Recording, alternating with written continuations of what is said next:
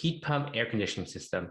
In this video, we're going to talk about the heat pump system. So there's a lot of really complicated definitions out there for what a heat pump is, but the simplest way to put it is that a heat pump system can produce heating and air conditioning via electricity. The system uses electricity to produce both heating and AC.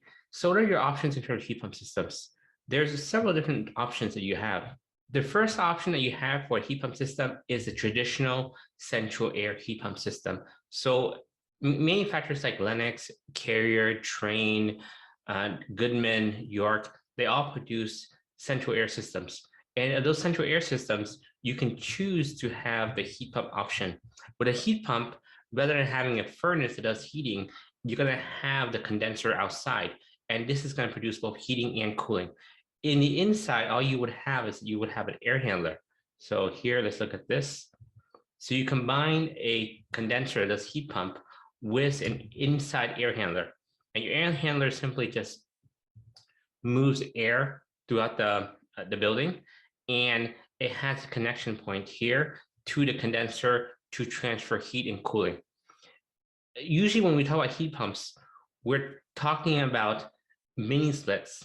So when you look at the ductless mini splits, like a Mitsubishi products, these systems are called ductless mini splits, but they're also referred to as heat pumps because they're simply using just electricity for heating and for AC. And in California, when we sell a heat pump system or ductless mini split systems, it has to have both heating and cooling capabilities. If you're in other countries like the Philippines or Vietnam, where you only need it for AC, they don't use a heat pump because they don't ever need to heat using their system. But more and more, we're seeing what we call a hybrid system. A hybrid system is something like the Mitsubishi SVZ. So this is a hybrid heat pump system, means that it's using a heat pump system, but instead of being fully central air, like a Lennox central air system, it uses the condenser of a mini split. What's some of the advantages of using a condenser from a mini split? Number one, these condensers are already going to be variable speed. They're going to be high efficiency and they're going to be using inverter technology. A typical heat pump system from Lennox or from Goodman, you're going to start off with a single stage system on the entry level. So you start off here with the EL15 XP or the ML14 XP1. This is a single stage heat pump. And as you move up in terms of the costs, you get to two stage and you get to variable. So here you can see that the variable speed one is going to be the EL18 XPV. And you also have the SL28 XPV. But with the Lennox system, you're paying more to get up to variable.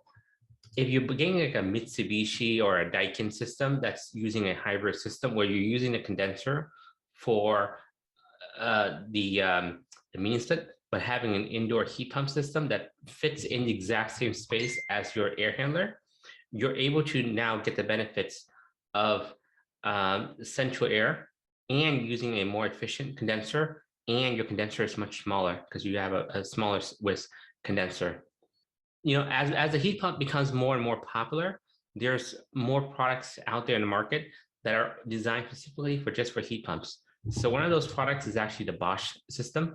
So this is a very interesting development from Bosch. And what they're doing here is that they're creating a system where it's a combination system. So you're using a few different elements and you're combining them to get different efficiencies. So rather than for Bosch, rather than creating 4 different systems, what they're doing here is they're creating a few condensers and a few indoor air handlers. So they have 2 air handlers and they have 3 condensers. Using these 5 components, they're able to combine in order to produce a series of systems with different ratings and different efficiencies. So more and more people are going to start to replace the traditional central air system with heat pump systems. So why would you choose a traditional central air that uses gas for heating versus choosing a heat pump system? So the first thing um, is solar. If you currently have solar, plan on having solar, then you're going to be generating more electricity than you use. In that case, it'll be much better for you to use heat pump, because you'll be using the electricity you're generating in order to power your heating and cooling system, which is, depending on your household energy requirements, your HVAC system can take up to half of your energy requirements of your house. Many more cities and countries are banning natural gas for environmental purposes. And in this situation, they're forcing the movement from traditional natural gas to heat pump systems. So in some jurisdictions, you don't have a choice to change it. But the natural gas is a tried and true process. It works very well. We've used it for 100 years. And there's really not that many downsides to using natural gas. And if you're in an area where you don't have solar and electricity cost is very high, then you might want to stay with the natural gas route. But more and more people are doing solar, and more jurisdictions are requiring that you no longer install natural gas. So the future of air conditioning is going to be heat pumps. The main benefits of heat pumps is it's a simpler system, because you don't have gas anymore.